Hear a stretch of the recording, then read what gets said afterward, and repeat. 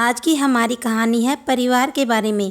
यह कहानी दो परिवार की है, दो अलग अलग परिवार जिनमें सदस्य तो बराबर थे, लेकिन एक में हमेशा झगड़ा होता रहता था, वहीं दूसरे में लोग बेहद शांति और सुख से रहते थे। यह दोनों परिवार एक दूसरे के पड़ोसी भी थे।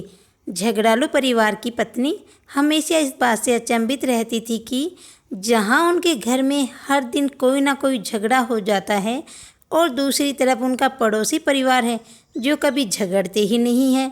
एक दिन उसने अपने पति को पड़ोसियों पर नज़र रखने के लिए कहा और यह पता करने के लिए कहा कि ज़रा देखो तो इनके इतने शांत और मिलजुल कर रहने का राज क्या है। पत्नी के कहे अनुसार पति अपने पड़ोसियों के घर के पीछे छुप गया और खिड़की से उन पर नज़र रखने लगा। खिड़की से झाँक कर देखा, शांत परिवार की पत्नी फर्श पर पोछा मार रही थी। तब अचानक किचन से कोई आवाज़ सुनाई दी तो वह अपना काम छोड़कर किचन में चली गई। उसी दौरान उसके पति उस जगह पर आया जहां वो पोछा मार रही थी और बाल्टी से पैर टकराने से गिर गया। पत्नी को जब यह पता चला तो उसने तुरंत अपने पति से माफ़ी मांगी और कहा कि मुझे माफ़ कर दीजिए, मेरी गलती है जो मैंने तुरंत फर्श पर बाल्टी नहीं हटाई। तब पति बोला, नहीं नहीं, इसमें तुम्हारी नहीं, मेरी ही गलती है, मुझे ही देखकर चलना चाहिए था।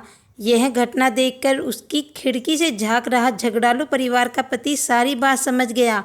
वह अपने घर लौट आया। जब उसकी पत्नी से पूछा कि तुम्हें क्या पता चला, क्या राज है, तब वह बोला, हाँ पता चला, हमारे और उनके परिवार में सिर्फ इतनी सी बात का फ़र्क है। जहाँ हम लोग हर छोटी मोटी गलती के लिए एक दूसरे को जिम्मेदार ठहराते हैं और झगड़े करते हैं, उनके परिवार वाले हर गलती की जिम्मेदारी खुद लेते हैं और माफ़ी मांगने पर गलती को सुधारने के लिए तैयार रहते हैं। परिवार हो या कोई भी रिश्ता, कभी अच्छे से चलता है, कभी अभिमान से दूर रखा जाए।